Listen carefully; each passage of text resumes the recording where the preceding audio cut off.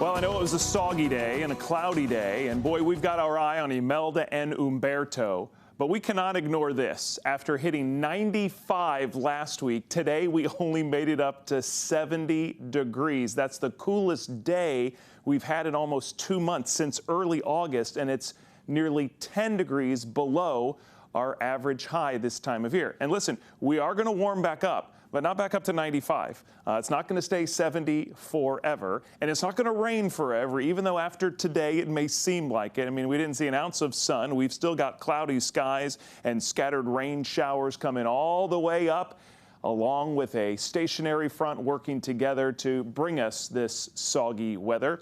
And it's still that way tonight. We're just all hopefully tucked in bed and out of the wet weather. Live look in downtown Durham from our Whitley Law Firm weather camera. And those thick clouds locking in the temperatures haven't moved much off our highs today. Thick clouds during the day keep us a little cooler. Thick clouds at night tend to keep us a little warmer. So it's not going to feel that different tomorrow morning when you leave for work and school. 65, our best chances of rain tomorrow come in the morning. And then after lunchtime, we will start to dry out. It'll turn more from a light to moderate rain to drizzle and mist and then to nothing. But listen, we're not going to see any sun again tomorrow. Our high about the same as today.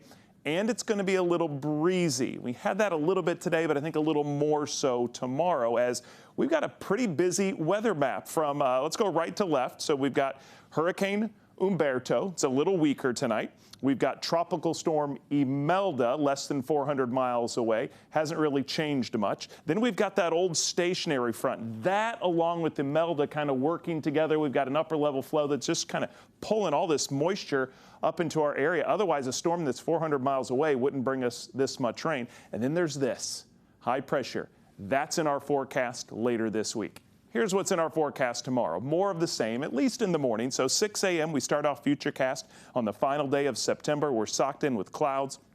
We've got some light to moderate rain, a little less rain by lunchtime, but it's not dry.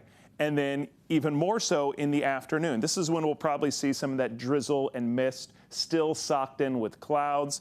And guess what? 8 o'clock, still cloudy, but again, getting drier. Then we get into Wednesday. Wednesday, there's no rain in the forecast. We start with thick cloud cover, and then those clouds will erode later in the day.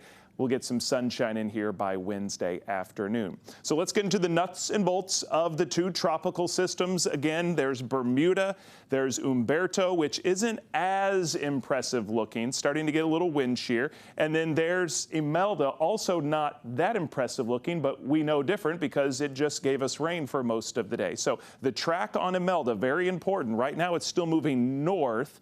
Sometime overnight, it's going to start that right turn. It'll strengthen a little and then kind of zoom by Bermuda as a Cat 1 storm on Wednesday.